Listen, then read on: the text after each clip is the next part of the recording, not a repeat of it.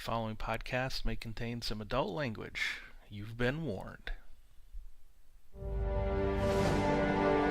Those of you who got an invite, welcome to Nerd Prom. No matter where in the world you are, we're all Nerds International. With the hyphen.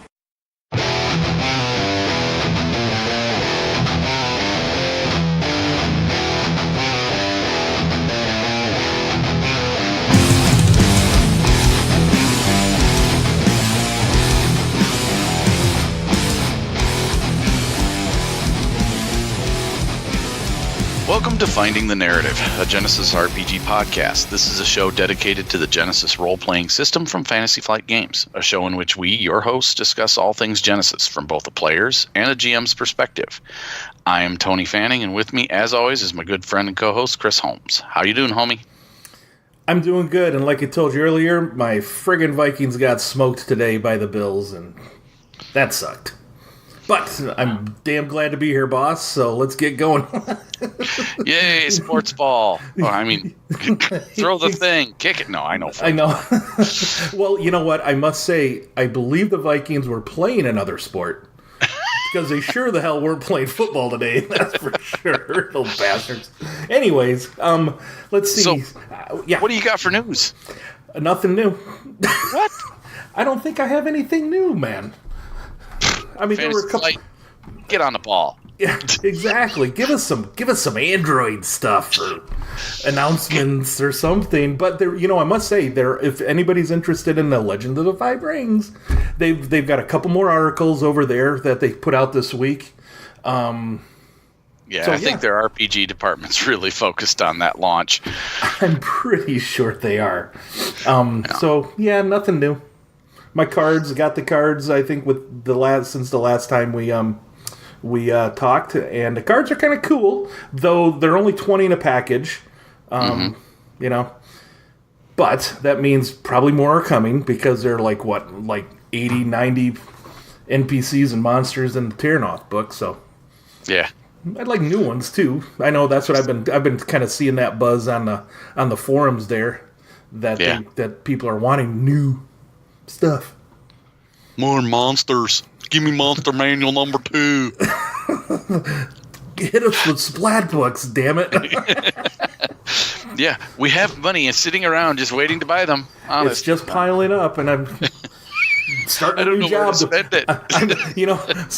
I'm starting a new job tomorrow, and there's that whole direct deposit thing, and Fantasy Flight, if you give me an account number, I'll put part of it in there, and you can just send me the new shit that comes out. So, you missed it. You missed your opportunity now. That's all good. That's great. Yeah. I didn't know you were starting a new job. Congrats. Yeah, we'll talk about it after we record then. I know everybody else here don't want to hear about that, but that's boring stuff. It is. But, let's hear from some listeners there, Tony. Who you got, bud? Well, we got a lot of feedback from. I posted our 16th episode, the end, about how we had hit 10,000 downloads. 10,000 downloads on Podbean. Now that's just, of course, one service, but still, that was a pretty big milestone for us. And we got several people that congratulated us. Mm-hmm. And thank you, everybody, for listening and enjoying the show. It's great. Yeah, I love it. We're having fun with it. We're not going away. We love doing the show, and we can't wait to keep doing more. Mm-hmm. And send us in ideas for shows, too. I mean, we're not necessarily running out of ideas, but, if you guys are enjoying what we're doing, obviously we're doing something right. But if we can improve, or if there's something you guys want to hear, let us know. We've got one in the upcoming weeks, a show suggested topic from a player about doing investigation games coming up in the next few weeks sometime. Oh, yeah. Speaking of which. Yeah. So, I have listener feedback. I've had 3 now reviews on Facebook. And this one came from Laura Center. Thank you, Laura, by the way. Mm-hmm. I have been converting a Mistborn game for Genesys, and this podcast has been incredibly helpful. Thank you. That just warms my heart that someone else is, taking something from what we do. Mm-hmm. And we're helping them out. So that's what do you know of the Mistborn? I have no idea. I've never heard of it. I had to look it up when I saw her put it in there. So yeah, and I went to Wikipedia as well to look it up because I have not read these books, have not played this game, and damn, that's pretty cool, dude. And I would love to see, Laura, when you're done with this, if you post it up in the Fantasy Flight forums, I'd like to take a look, see what you've done, because that's just kind of cool. Or you can email it to us. Chris would love to see it before everybody else, I'm sure. Yeah, might even have to hand out maybe 50 pieces of awesome. Could be a candidate. Anyway, awesome. Cool. Nope. Thanks. And then on that same thread, we had Chris Johnson said, "Congrats! I've listened to a few episodes. They're very informative and helpful." Excellent. Yeah. Good thing we're And then something that really kind of warmed my heart here, Ian Houlihan down in Australia, GM Hooley, from the Dice Pool Podcast. Oh, yeah, said, over on guys. Cool. Yeah, he said, "Congrats, guys. Love your podcast. Likewise. Thank you very much, good sir. And keep up the good work you guys down there. Down under." That's right. Excellent feedback. Yeah, so that was really it. We just got that, and of course, suggestion on something for later. So Awesome. So the episode tonight is what? We are doing Genesys and the Interwebs. All of them.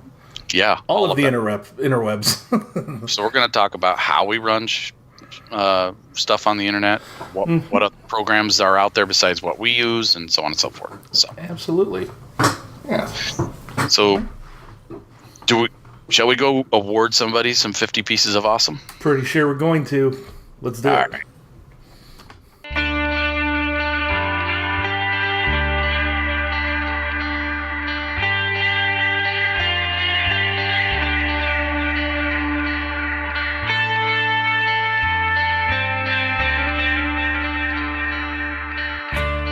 Welcome to 50 Pieces of Awesome. This is where Chris goes out on the interwebs and finds something really cool, talks about it, shares it with me, shares it with you. So what do you got this week, homie? Well, I have one of my buddies, Brian, actually. He was on the show a couple shows ago. He invited me to do a play-by post for Legends of the Five Rings. Mm-hmm. On Discord. Well, the other night, I noticed that Sky Jedi has created... Well, I knew that Sky Jedi had this Discord bot and server tools for dice rollers on the Discord server. So you can roll... He supports Genesys, Star Wars, and it looks like he updated it for Legend of the Five Rings. So the new version of Legend of the Five Rings. So that is pretty sweet. I haven't looked at too many of his other tools, but I will throw a... there is a thread on the Fantasy Flight community, and in the what was that? The master list of resources for people. So just look for that, and if you're rolling, if you want to get together with people in a chat room, roll some dice, roll some Genesys dice. This is the tool you need. This is the bot that you need to set up. Pretty straightforward. So you mean I can play Genesys from work on my break? Yeah, for my dude, Discord. We could totally do advantageous threats from work if you want. I'm in. Yes. Here on Finding the Narrative Podcast, we do not condone playing role-playing games during work hours, especially... I said on break. I was on break. Well, especially if you're, like, using or operating heavy equipment, right? Yeah, I'm not going to be doing it while sitting on the forklift. Okay. Although that is tempting. But no, I'm not going to. That's a safety violation. I'm a safe guy. Maybe, you know what? I might have my next advantageous threat. Yeah, I'm playing this forklift driver named Tony, and sorry, Anthony. Right? Whatever. Anyways, so yeah, that's about all that I have right there, and I'll throw the link in the show notes for you. So Sky Jedi has created, I believe, an online character generator and all those kinds of things. So he's pretty savvy with those online tools, and seemed like the right kind of awesome thing to share with you all today. Yeah, given our show topic. So, absolutely. So awesome. Hey, Sky Jedi, if you're out there listening, and I think you usually are, you get 50 pieces of awesome, buddy. Congratulations. Oh, yeah. Thank you, man.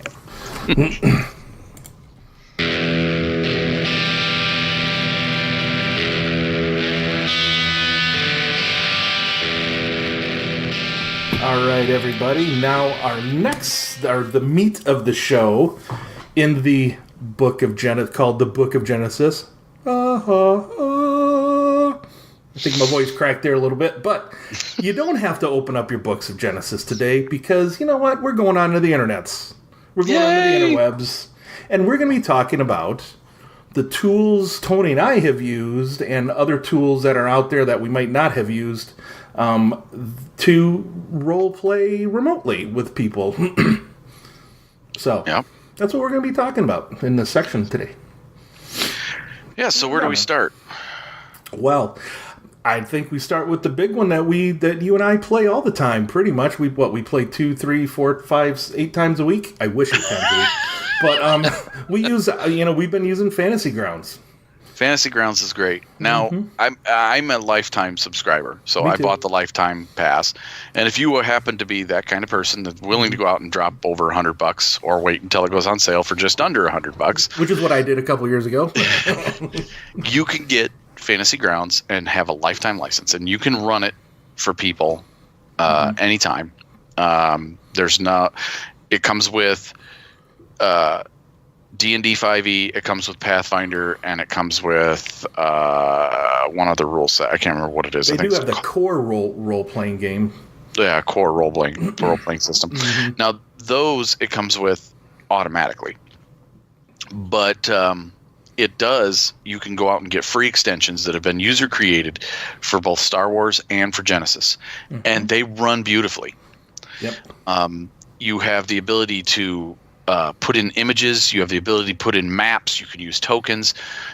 You have the ability to set up items ahead of time that you can just drop into your players' character sheets.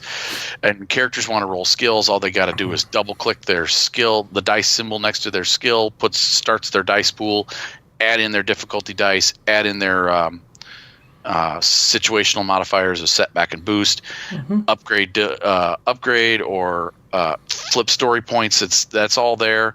Yep. Everything is right there at your fingertips, and it works just beautifully. Yeah, and if y'all missed it, Fantasy Grounds is what's called a virtual tabletop program. So it provides character sheets for the players, the dice and everything that Tony was talking about there, and including stuff for the campaign. You can put in text for like stories if you want to. There's a chat window there that you can even change your language that you're speaking in, and you can send messages back and forth, whisper the GM if you want to. You could drag and drop flavor text into the chat window and let people read it and stuff like that. So, and then all the other stuff that Tony was talking about too. And it's pretty slick. And we use it we combine using that with Skype to get the voice and video. We actually use video on Skype as well to kind of talk and chit chat and role play and all that kind of stuff along with it. So I opened it up and looking at what it comes with. It comes with 3.5, 4th edition, 5th edition, all D&D. It comes with basic role-playing. It comes with Call of Cthulhu, Castles and Crusades, Core RPG, Fate Core, Numenera, Pathfinder, and Rollmaster. And I believe those, especially the D&D and more than likely the Pathfinder rules would be what's in the SRDs. So you would just get, say, for 5th edition, I believe you would just get Fighter, Magic User, Thief. Not Magic. Right. Nothing. If you want any of those, you have to buy those modules separately. If you want to, then the Pathfinder, all the Pathfinder splat books that you can want are out there. All the 5th edition splat books are out there. You got to pay some money for them, though, but for the rule set. But like Tony had said, if you're a lifetime member or if you have a license, you can host a game as a GM, and all your players can connect up They just have to download the tool for free, and then demo. The demo. They just have the demo version. Yeah, the demo. They call it the demo version, and then we could start a campaign, and when they connect, you can make those player libraries available to them, and it'll get downloaded and that kind of stuff. So it's pretty slick. Slick. I enjoy it. Yeah, we've got our Star Wars game, a Legends of the Five Rings game. I run 4th edition L5R on there. Yep. Yeah. And every Thursday, I'm on there playing with the folks from the RPG Brewery doing their live show that we do on Thursday nights, and then we have the Saturday night game you run as well. So. Yep. And Fantasy Grounds, you can go right to their website and buy it, or you can buy it from Steam. Ah, there you go. Cool. All right. Cool. So then next one, Roll20. Roll20, I researched it because I didn't really know much about it. It's a web-based browser. I've not used their Genesys tools, but people who are using it are pretty happy with it. I don't think it's as customizable and tweakable as Fantasy Grounds. Doesn't look as pretty, but it's still very functional. It's another virtual tabletop. It comes with its own video chat. What they call a VoIP, I think it is. A voice over IP, yeah. Yeah, and excuse me. And you manage all your characters for all games by your account. So that one's really nice. And you can also go on there to Roll20 and search for games where people are looking for players. Yeah. Something you can't really do in Fantasy Grounds. You got to know who's running the game to go to their server. Right.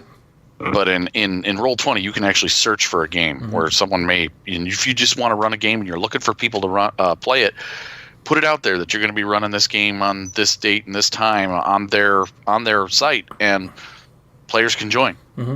Yeah, and that one is free to play.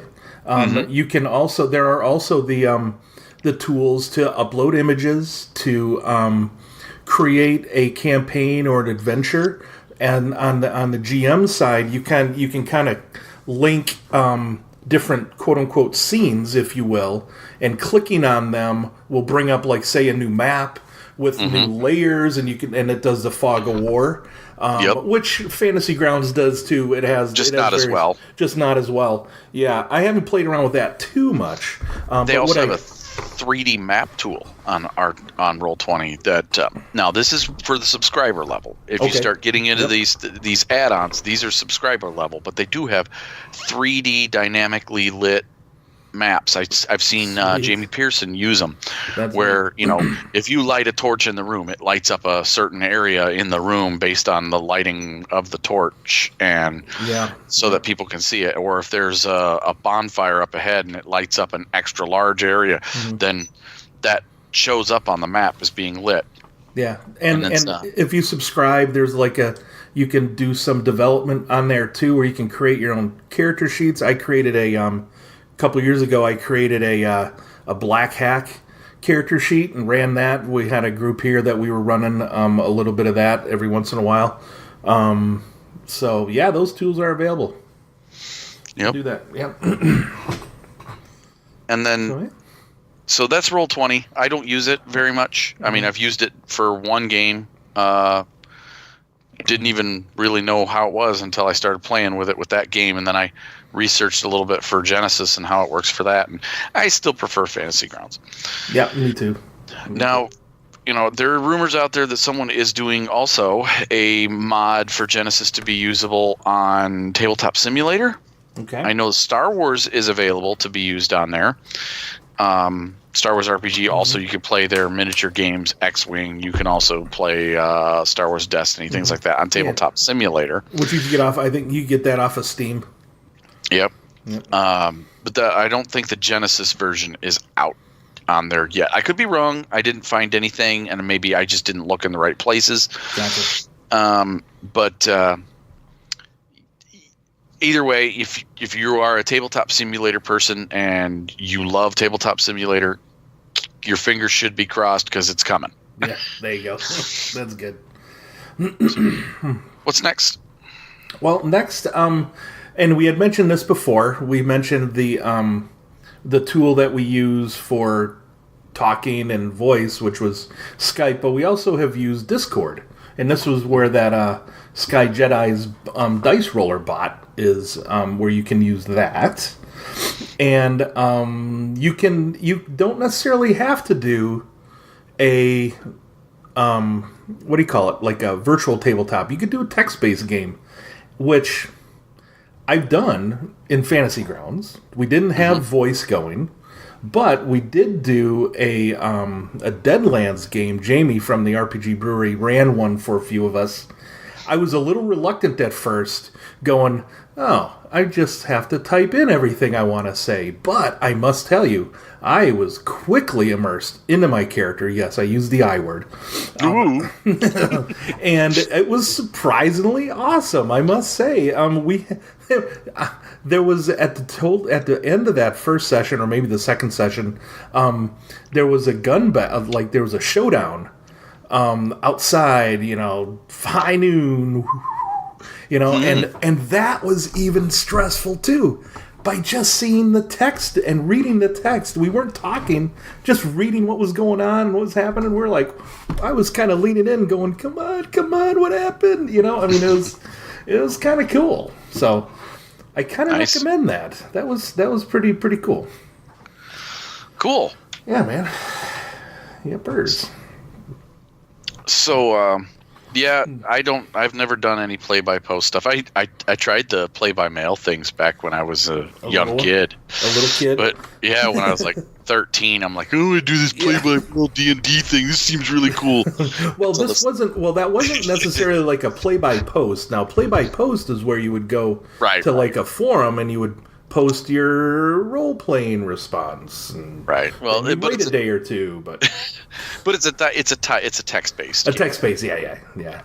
Sorry, but yeah, for me, the play-by-mail thing back in the day, I was like, this is really cool. And then you're waiting 2 weeks for a response from the DM, and they decide to stop the campaign because you're like the only person that wrote them. Yeah. Well, I'll tell you, that's how the role-playing hobby got started. Was with Gygax and Arneson mailing in their moves and whatever, playing the war games, the war game miniatures games and such, way back in the day. Right. So it's all good stuff, man. Yeah. So then, we get into more campaign management tools. Mm-hmm. And this is where I said we had a listener feedback from a while that I wanted to bring in. We had Logan Hodskins a while back asked us, it said, "Hey guys, I've been working on my own setting and I'm becoming overwhelmed with organization and structure. I'd love to hear your thoughts, or an entire episode, how you keep your homebrew content organized, presentable for players, notebooks, OneNote, Discord, so many options. I'm overwhelmed. Help me." Yeah. So, Logan, it's not a whole show, but you get a part of this one. Yeah, so I've heard about something. I listen to other podcasts, and I hear other GMs are using an app called Slack. And so I downloaded Slack, thought I'd take a look at it. Slack is it's a way to create user groups and pass Word files, PowerPoint presentations, Excel files, Google Docs. You can connect it to all of these various different little programs, and you can zip these things off to players one at a time as a group. You can organize your meetings or your game sessions on there. It seems like a great campaign organizer tool. If you want, one of the GMs I hear using it is Stu over on Happy Jack's RPG Podcast. Cool. He uses it for his L5R game, and where he sends off these little dream sequences to the players, he just slacks it to them. And nice. Anyhow, I think that I'm looking at it. It's really involved, and it's got more to it than I would be comfortable using as a GM. To me, I'm happy to create a Facebook group specifically for my players if they're all on Facebook, or a Google Plus community for all my players, where I can upload files to them if I need to, or I can post. I usually, like, when I set up a game, for my Star Wars campaign that I ran for you guys, I started with an image file for the game, and then a brief description of how the starting sequence was going to go. I put my opening crawl basically in there for you guys to read. Yep. And then people can reply in character. That sometimes that happens on my Star Wars one. I know Daryl and Matt really love to reply in character. Yep. And that's fun. Mm-hmm. And then like surprise things, like I've even done where things happen behind the scenes that the players aren't aware of, and I type that up and I put that on there. Mm-hmm. So that gives them that background information, and I can do that because I play this bi-weekly. I can do that during the off week when the players aren't playing, so that keeps their interest in the game. Yeah, and speaking as a player, seeing and reading that kind of stuff, it does it shows us as players that our decisions matter, and it affects the world because we don't always do what we're supposed to, right? We go off the not rails or whatever, but we kind of take a left when we should have gone right, and maybe in the middle of the night, just a couple people in the party want to go attack a base to get somebody, whatever. And one of them draws a lightsaber in the Empire. Nothing bad can happen from that, not at all. Yeah, so then Tony posted like kind of what was going on and the troop movement, and it's one of those things where it's like, yeah, we wouldn't really know what's going on behind the scenes, but it's going on behind the scenes. We're like, oh wow. We're pissing off. We're creating chaos. Yeah, baby. So yeah, that's a lot of the stuff you can do. You can do this on Discord too. You can create your own your own chat channel as well as your own voice channel to handle all that. You can do it on Skype I do it with Skype groups where you can send these files and image files and all that stuff, sharing them. Likewise, you can share via your virtual tabletop images and whatnot and stories. Yeah. But we typically use email as well. I mean, you just start off an email chain, and I think what we've done in like our Hackmaster group is GM would reward experience points. Like the next day, send out an email to everybody, and then ask, hey, what do you guys want to do for next time? And then we would kind of use email to kind of chit chat, and some of those things with me being a older role player. That has a family. We're taking time out of our day. Maybe it's 4, 5, 6 hours out of our day to go over to somebody else's house. We don't necessarily want to spend 3 of those hours in a fucking shop buying a sword, right? I mean, there are some things you could do over email or over these postings that you can do on these things that Tony had talked about. That'll save game time and make it a bit more quality time once you guys are all together. Yep. So. Yep. Oh, yeah. I used to with my Grognard group. I had email group that I'd send out the email. This is this weekend's game, and we're going to be doing this. And is there anybody that wants to do any preparatory stuff? You want to go shopping for this and that and the other, and players would go. They'd type back, "Hey, I'm going to get into this." That was before the internet exploded. It was just all we had was email. Now, after that, I created a Facebook group for them all, and we all just communicated via the Facebook group. Cool.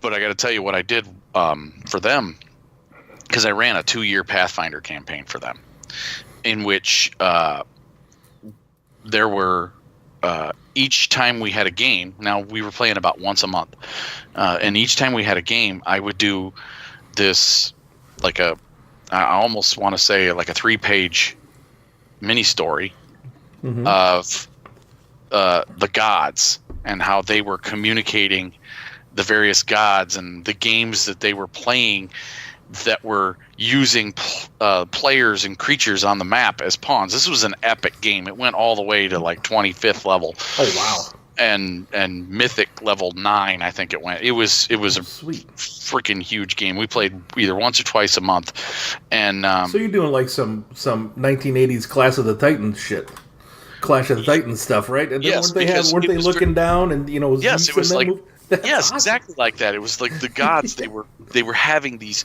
huge conversations and conclaves, meeting and such, and the players really got into that. And I even had 2 players who were like, "You need to string all this together and put it in a book." I'm like, no. But your players get into that kind of stuff. So, Logan, as a suggestion to you, do something like that where you're doing that. If you have a bi-weekly game or a game that doesn't go every week. Because a weekly game, you don't need to do that kind of stuff. You can cover that stuff as a 5-minute intro to your game. Yeah. But if you have a bi-weekly or a monthly game, keep your characters and your players fresh in it. Choose one of these tools to communicate with them and keep the ideas flowing at them during your down weeks. Yep. And like I've said before, listen to what your players are talking about too. Even if they're talking between each other. And whatever. Players don't know shit. But you could pick up on some things where they're talking, and they might offhandedly say something, in Skype or around the table or what have you, right? And then you can go, oh yeah, I'm gonna put that in the back of my noggin and hit them with it next time or in the future. So you had some other tools that you wanted to talk about that I've never used. What'd you have? What was the one? Yes, Obsidian Portal. That's one that is. You can create like a calendar of events. You can create. You could throw maps up there, images, character sheets. You can invite your players to it.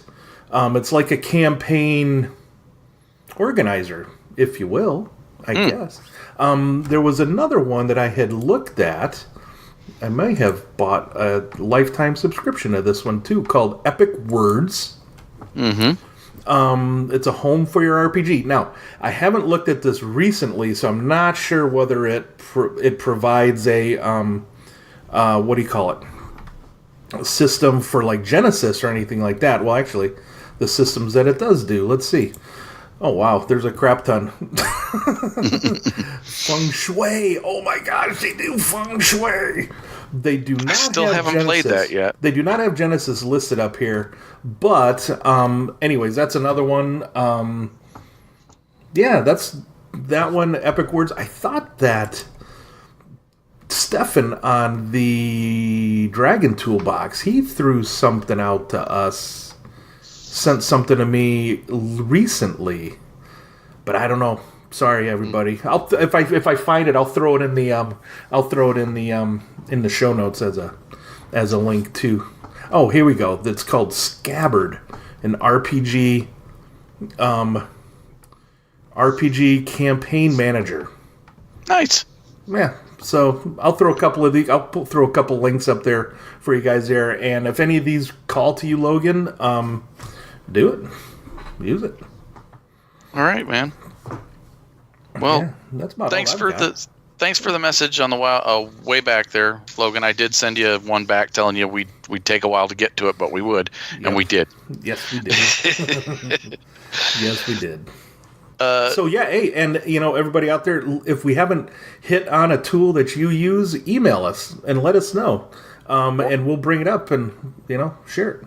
Or when we post this up in Facebook or in the Google Plus, and you want to share something with all the other listeners, put it on that thread. Absolutely. Yep. Get a dialogue going. Yeah. You could also make a comment about it on Podbean if you download from there. Yep. Mm-hmm. Absolutely. All right, man. We going to the next section?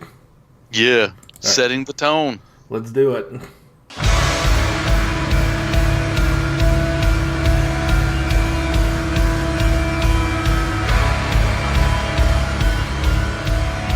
Okay, welcome to Setting the Tone. This is where we give you updates on the settings we're working on. So, yeah. Tony's been all work and no play. Tony's been a very dull boy. Yes, he has.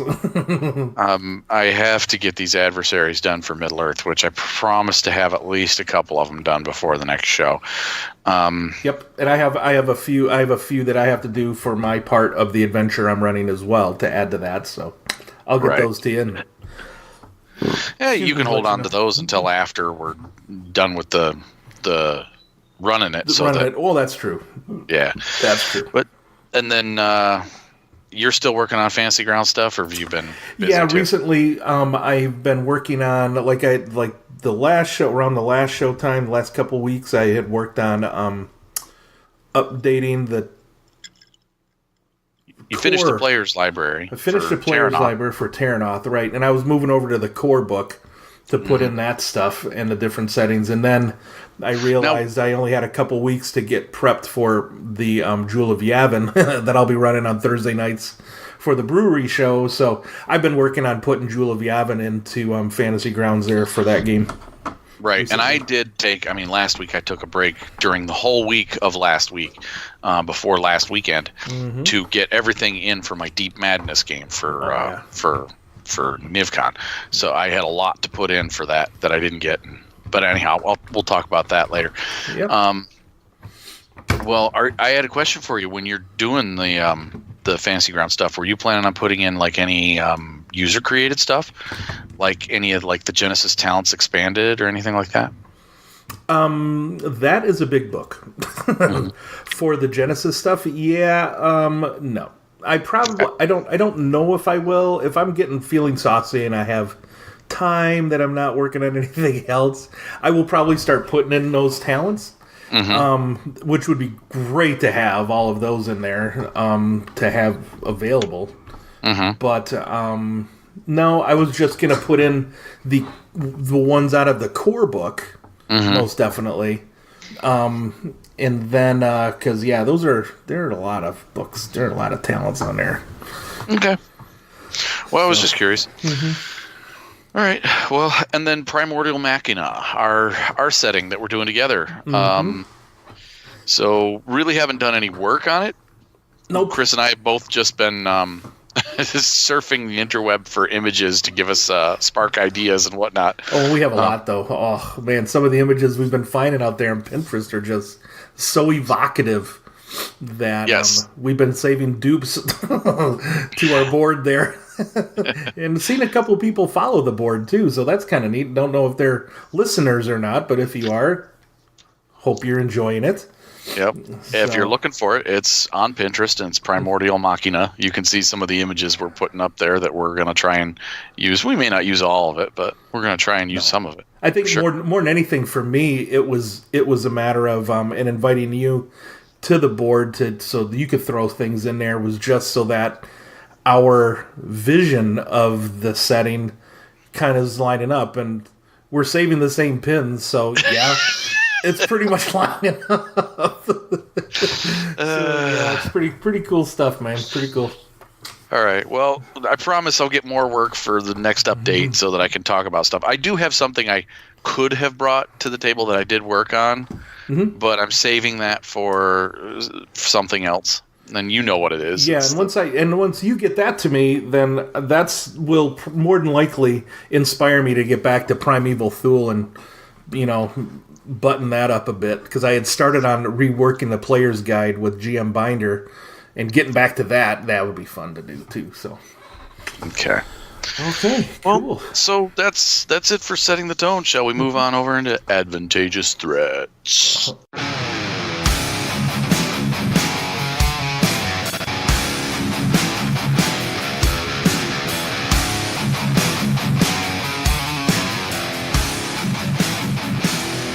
All right, so take two. All right, so welcome back to Advantageous Threats, everybody. And of course, this is one of our favorite parts of the show, and we have a couple of good ones here. And I love your character name. Yeah, because it's so cool. But you have to wait for it. I do have to wait for it. I'll go first. I have to go second. You do have to go second. Okay, so, and let me see. Does everybody remember Kilzak, the Dwarven Dragon Slayer? That one shot of that ancient dragon in Tiernoth? How could I forget? I know. It was one hell of a min-max build. I min-maxed the shit out of that guy. But I did assume that he snuck up to this thing. Right. So like we said, I'm Tarantino in this shit. Nice. And I want some music. I can't use that music. But I love that music. So everybody, start thinking of Oren Ishii, that music from Kill Bill, going in the background. Oh, no, I don't know. Whatever it is. Okay, so Killzak is high on this ledge, sneaking up on the ancient dragon. And he did not put on any brute. He did not put on any Old Spice. But what he did do is he drank an invisibility potion. Now, he has an agility of 2 and a stealth of 3. So I get 3 of my ability dice here. And I upgrade 2 of them with my 2 agility, 2 yellow dice. And the invisibility potion adds to his concealment. And for every, what they call, I guess, maybe a rank in concealment, you get a boost die. And an invisibility potion adds 4 boost dice. Woo! Now, yeah, you say that, but let me tell you, if everybody's cracking open their books for this ancient dragon, the ancient dragon has a willpower of 5 and has a vigilance of 3. So, yes, everybody, you heard that right. 3 red, 2 purple. This is going to be tough. This is going to be despairingly tough, I think. But it could be triumphantly despairingly tough. Yeah, maybe. Because,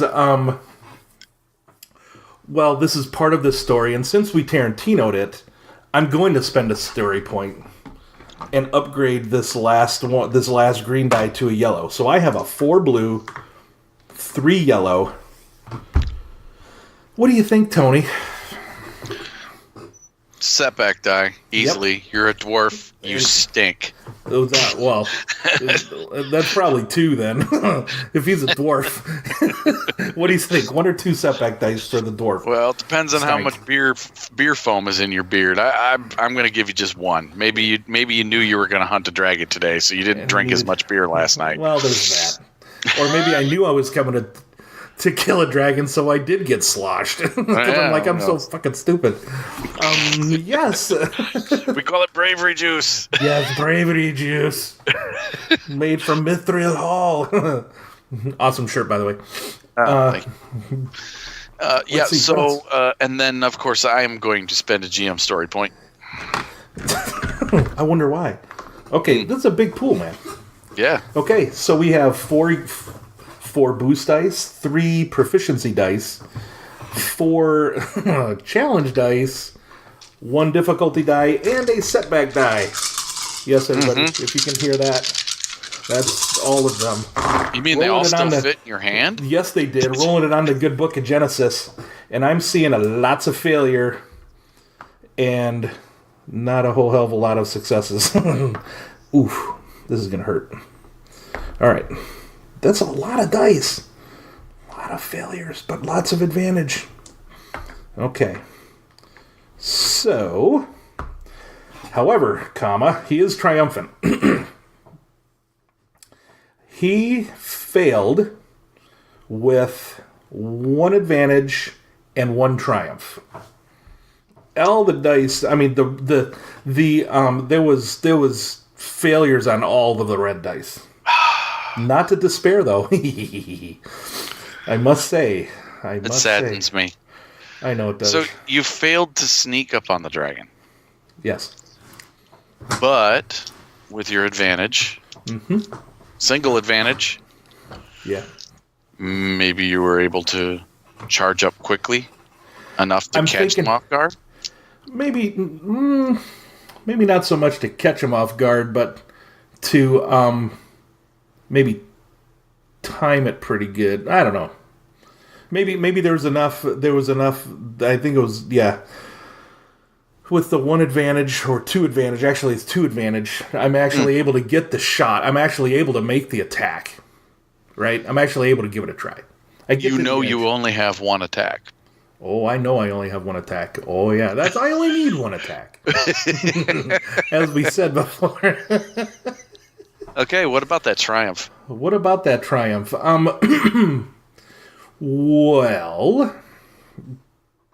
that triumph on a stealth check.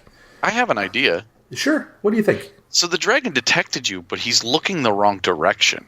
He heard you, but the way the echoes are on this ledge that you're coming at from above, he detected you, but he's looking around for you, not behind him. Oh. Which allows you to come at him from behind. He's well aware you're there. Yep. He's maybe even yelling for you. I hear you, thief. Where are you? You know, my best smog voice. And he's looking around for you, but he doesn't know you're coming from behind. Right. So I don't get to jump on him. Right. So it's one of those things where I don't get a surprise on him. So we would roll initiative. And And so we can assume, since we Tarantino'd it, that you won the initiative and you got off the finishing blow before the dragon even farted. There you go. And that ancient dragon was a wuss. Kind of was. There we go, man. There we go. The one that slept through the centuries. He just woke up. And maybe that was the whole thing. Maybe he was sleeping to start with, and with that triumph, he kind of was a little groggy, kind of looking the wrong way. He's like, I know you're out there. And that's probably why he lost initiative. He had sleep in his eye. Then he had an axe in his head. Okay, who you got, dude? Okay, I have my character, Cherry Blowpop. She is a street samurai for hire in a cyberpunk android type setting. She is going to use her cybernetic disguise matrix to sneak her way past 2 guards to get into a secret underground club and find her target. Nice.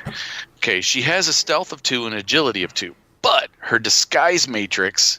Now, this is just something I made up. This isn't something that's out there in the books, but I thought it would be really cool for a cybernetic device to do something like this. It uncouples stealth from agility and allows her to use her 4 presence versus the guard's vigilance. Nice. Which is 2, and upgraded twice for 2, or upgraded once for a second minion, since there's 2 of them. Yep. Cool.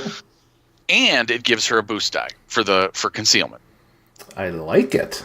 So, basically, this disguise matrix makes her look like somebody else. And so she's going to be look and sound and mannerisms of another human being that she recorded. Okay. So she recorded somebody leaving that secret club. All right. Previously. Okay. And now she has mimicked that person going back into the club. Nice. Okay. All righty. So what's your pool look like right now, then? So right now, my stealth is, my presence. My presence is 4. Yep. And my stealth is 2. So I'm going to have 2 green and 2 yellow dice. Total of 4 dice. Yep. 2 of which are yellow. And then the difficulty is set up by the willpower of the opponents and their vigilance. So their willpower is 2. Yep. And that vigilance is upgraded once by the skill vigilance for the minion. Okay, so 1 red, 1 purple then. And you said you get, and then it also gives you a boost die. Yep, and I have a boost die. Your matrix in there, okay. And I'm thinking that I would like to put a setback die in there only because the surveillance camera may or may not have facial recognition running, for the club, and seeing the same person go out and come right back in. Might be running, might not be, but we'll see how that die comes up.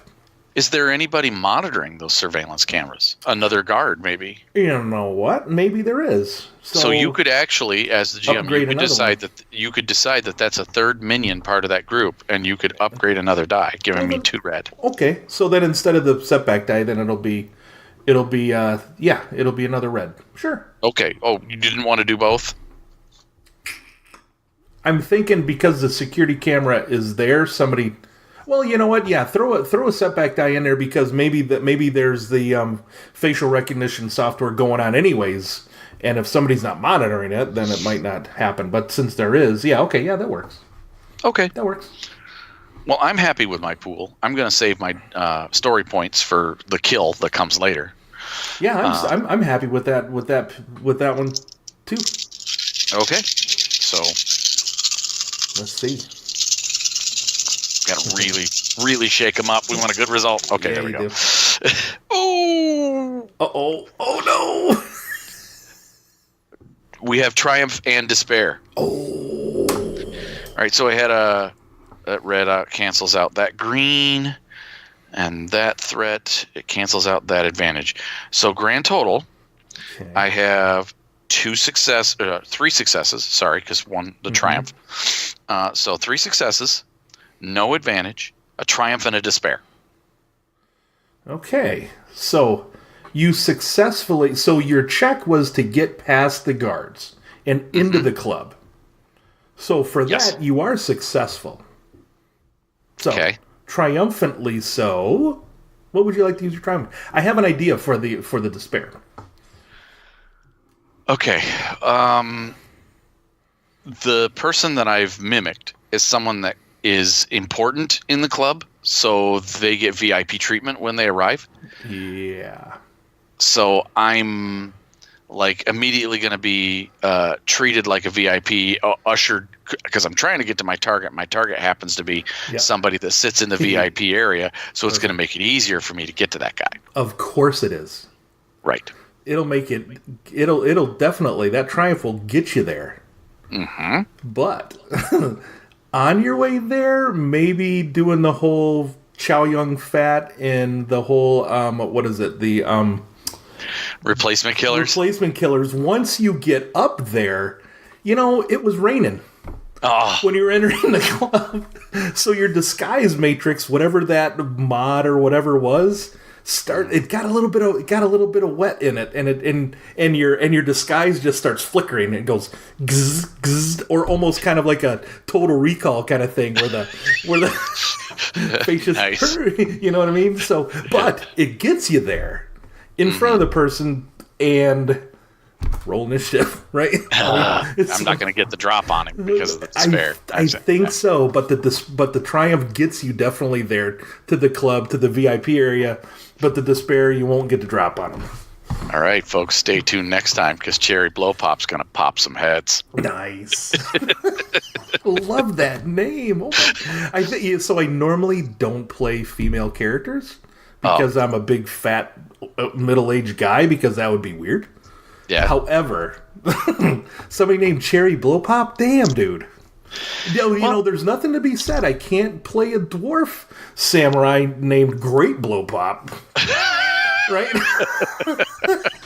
I think you're more like the Purple Murple with that guy. I don't know. You know what it is it's a cyberpunk setting. I played cyberpunk for years, and character naming just became all these. I have about 100 of these character names. This was actually Cherry Blow Pop was not my character name. There was someone who had a character name in my group. I cannot remember who. It was 30 years ago. But there was a guy who had a character named Cherry Blow Pop, and she was an assassin. She killed people with a monomolecular samurai sword. So, and then once she was done, she pulls out a Cherry Blow Pop and walks away, sword over her shoulder, right? Yep. I mean, she was like an anime type character from way back when. So I don't know. For some reason, that name, I don't know. When I read the name and I'm like Street Samurai, Cyberpunk, Cherry, it just evokes just this image of like this kick-ass woman that'll just fuck you up. And then, enjoy her Cherry Blow Pop as she walks away. Yep. Nope. I have more. If you wish, I can give you many more cool cyberpunk character names. When Android setting comes out, I'm going to run it. Okay. Yeah, I will be there on Fantasy Grounds, playing with you, most definitely. All right, dude. Cool. Excellent. That was awesome. That was fun. Yep. That was Advantageous Threats, folks. All right. Well, then let's end this thing. Sure. I got to go to bed. Yeah. Okay.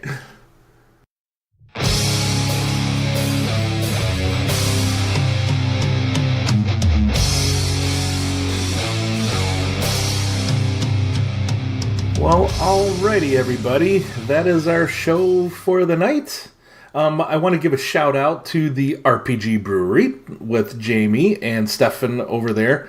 Tony and I will actually be on their show Tuesday night, the 25th of September, to convince Jamie that Genesys can do an investigative game. Yay! Like, a la Call of Cthulhu or something like that. We'll see if we can do it. So if you guys are curious, I'm going to hopefully have this out tonight. And then everybody can download it, listen to it, and go, oh, hey, we got to go see Tony and Chris on the show over here. And that's going to be on Twitch TV / the RPG Brewery. I'll have the link in the show notes there. So we'll be. But he also does put those up later for podcast listeners. If you can get them on Podbean. Yes. You can get them on the YouTubes. Yeah. Mm-hmm. And he's part of the Nerds International. He's got a G Plus page. He's got a Patreon / the RPG Brewery.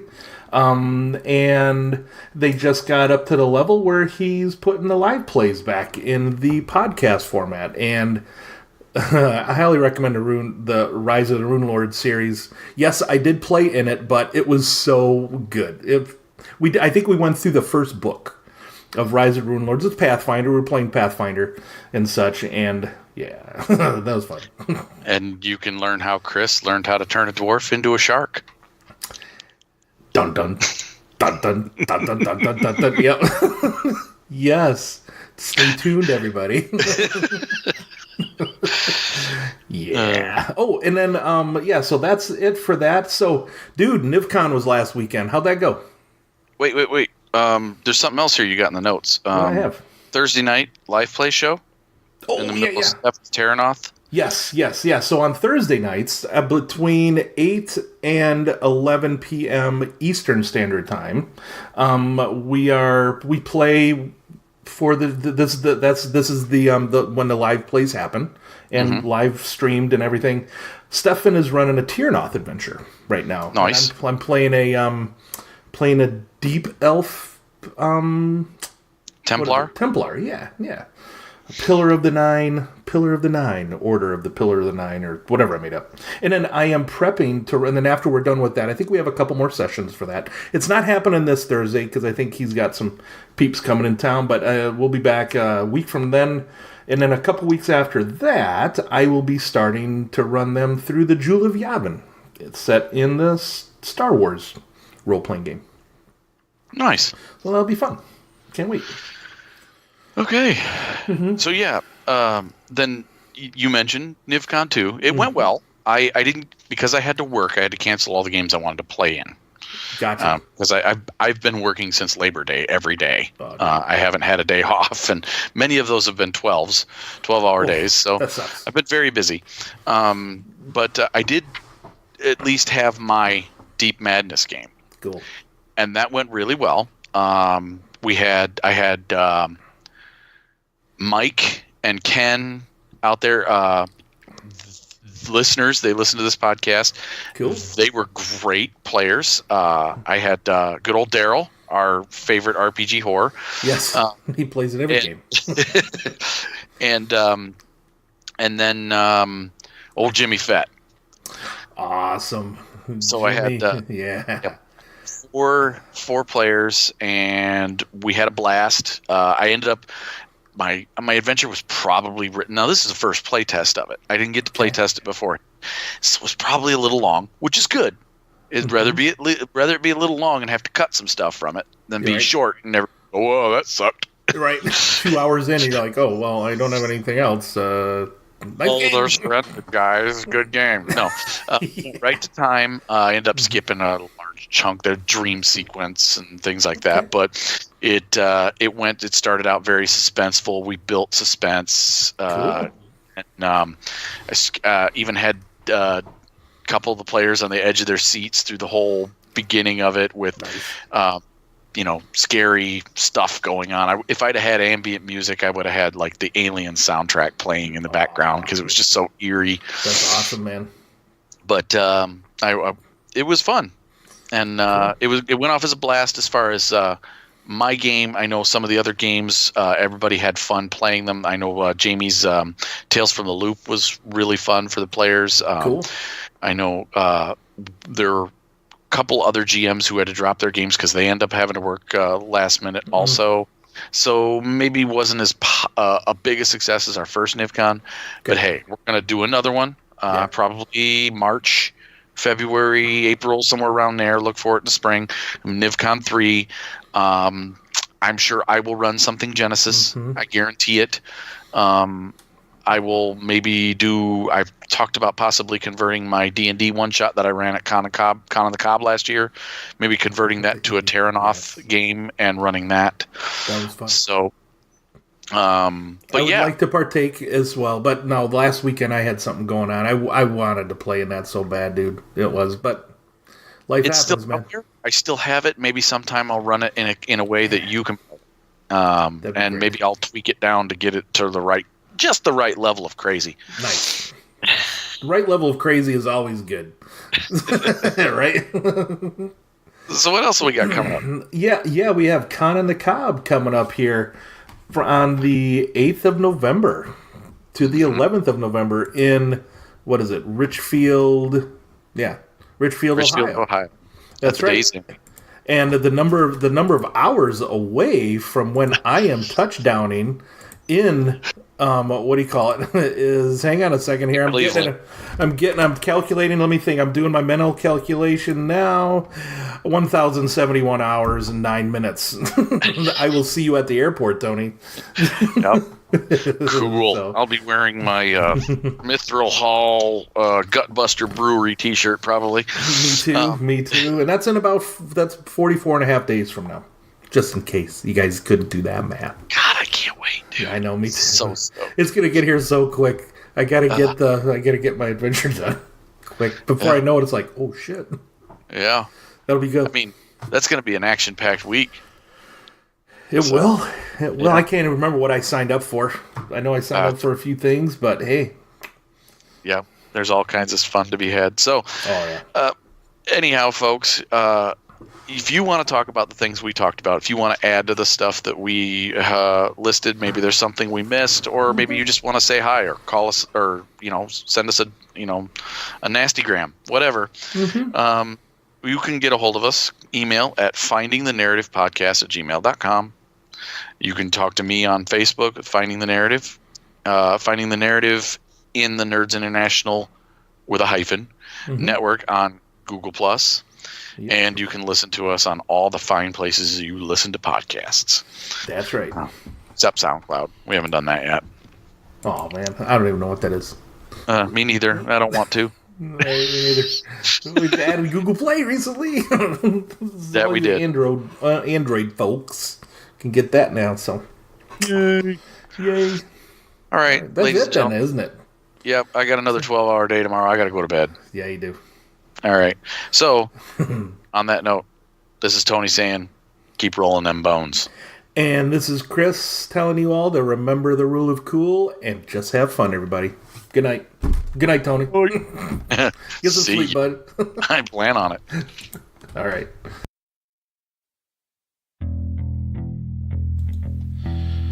Finding a Narrative Podcast is not affiliated with or endorsed by any companies mentioned on this show. Any of the products mentioned on our show or appear on our website are the property and copyright of their respected owners. All items are used under fair use and educational and review purposes. All other items are the intellectual property of Finding a Narrative Podcast. Copyright 2018, all rights reserved.